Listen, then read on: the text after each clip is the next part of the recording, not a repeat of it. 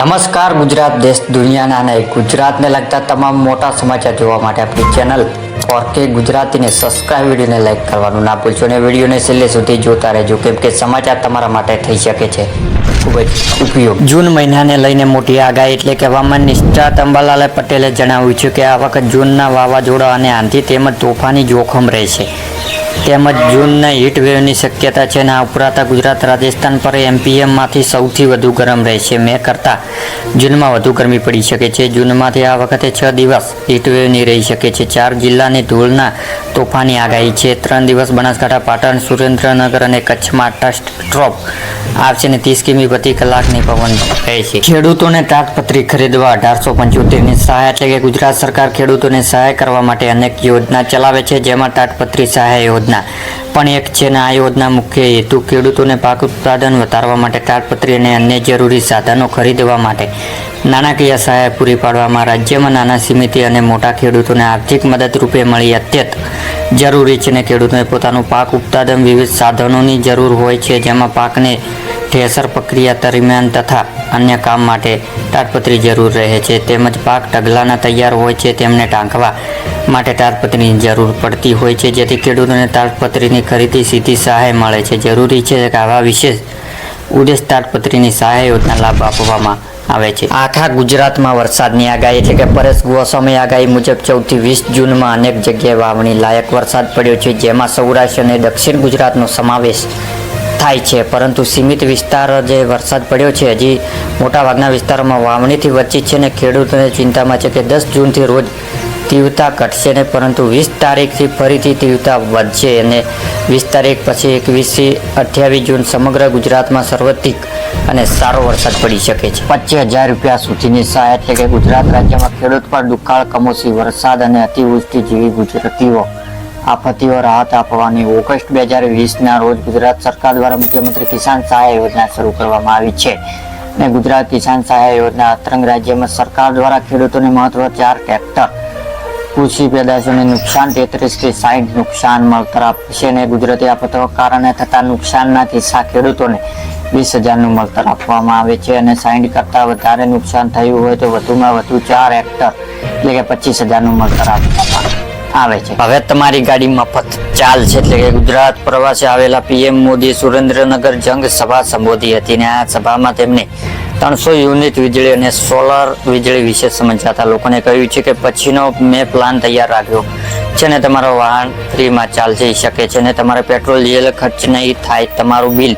0 આવશે અને આવનાર સમયમાં પીએમ ઇલેક્ટ્રિક વાહનો લઈને સૂર્ય ઉદ્યોગ ભરપૂર ઉપયોગ કરવાની યોજના ઘડી રહ્યા છે સોના ચાંદીના ભાવમાં ફરીથી ઘટાડો એટલે કે છેલ્લા કેટલાક દિવસ સુધી વાયદા બજારમાં ચાંદીના ભાવમાં ભારે ઘટાડો જોવા મળી રહ્યો છે અને આ વલણ આજે પણ ચાલુ છે શુક્રવારે એટલે કે આ મહિનાના છેલ્લા દિવસ એમસીએક્સમાં ચાંદીના ભાવમાં 10,000 રૂપિયાનો વધુ ઘટાડો જોવા મળી રહ્યો છે અને આ પછી 93,000 રૂપિયા પ્રતિ કિલોના આસપાસ પહોંચી ગયો છે અને સોનાના ભાવમાં આજે થોડા વધારો થયો છે અને 72,000 રૂપિયા પ્રતિ 10 ગ્રામની આસપાસ છે ફ્રી સિલાઈ મશીન યોજના 12,000ની સહાય એટલે કે દેશના કેન્દ્ર સરકાર દ્વારા મહિલાઓને સશક્ત કરવા માટે તેમજ તેમના ઘરે કામ કરવા માટે મફત સિલાઈ મશીન યોજના શરૂ કરવામાં આવી છે અને આ યોજના હેઠળ દરેક રાજ્યમાં મજૂરો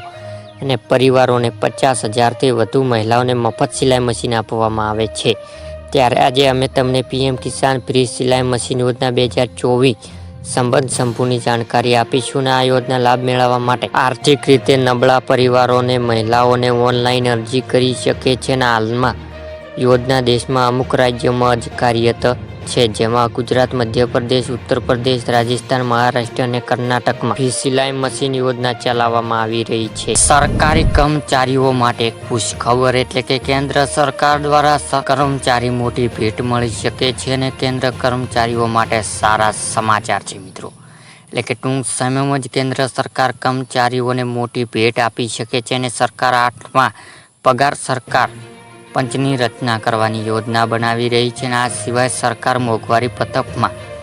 વધારો કરી શકે છે અને મોંઘવારી ભથ્થામાં કુલ 4% વધારો થઈ જશે જે બાદ પગારમાં બમ્પર વધારો થશે લગભગ 1 કરોડ કર્મચારીઓને પેન્શનનો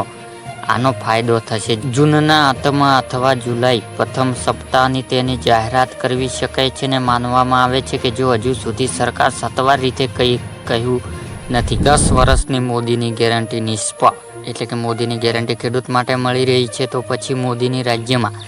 10 વર્ષમાં 1,74,000 ખેડૂત શા માટે કરી આત્મહત્યા? તો મતલબ કે દેશના દરરોજ સરસ 30 ખેડૂતોને આત્મહત્યા કરી રહ્યા છે અને ભાજપના આગેવાનો હેઠળ નરેન્દ્ર મોદી સરકાર સ્વામિનાથન કમિશન ભલામણો અનુસાર ખેડૂતોને ખેત પેદાશોનો ઉત્પાદન ખર્ચમાં ઓછામાં ઓછા 1.5 ગણી રકમ આપે છે ને તેવી બાંયધરી પર આવી હતી. 2022 સુધી ખેડૂતોને આવક બમણી કરીશું ને ખેડૂતોને લોન માફ કરીશું. તે દરેક ખેડૂતને પરિવારને 1 લાખ રૂપિયા સુધી વ્યાજી મુક્ત લોન આપીશું. દુઃખની વાત એ છે કે મોદીએ આમાંથી એક પણ બાંયધરી પૂરી કરી નથી. એ તો ઠીક છે કે ખેડૂતોને ખસેડી નાખવા માટે 3 કાળા કાયદા લાવ્યા હતા, તેનો વિરોધ ખેડૂતોને 16 મહિના સુધી કરીને 752 ખેડૂતોને જીવ ગુમાવ્યો છે. ટાંકો બનાવવા મળશે 75,000ની સહાય, એટલે કે ખેડૂતોને પાણીની સંગ્રહ કરવા માટે મોટો ટાંકો બનાવવા સરકાર તરફથી આપવામાં આવે છે. 50,000થી લઈને 75,000 સુધી આર્થિક સહાય આપવામાં આવે છે, જેમાં સામાન્ય જાતિના ખેડૂતોને કુલ ખર્ચના 50% અથવા 50,000 રૂપિયાની સહાય અને જનજાતિ ખેડૂતોને કુલ ખર્ચમાં 75% અથવા 75,000 રૂપિયાની સહાયના રૂપે આપવામાં આવે છે. જ્યારે આ યોજના માટે ફોર્મ ખેતીવાડી અને વેબસાઇટ આઈ ખેડૂત પોર્ટલ ઉપર ભરવાનું શરૂ થાય છે. મિત્રો,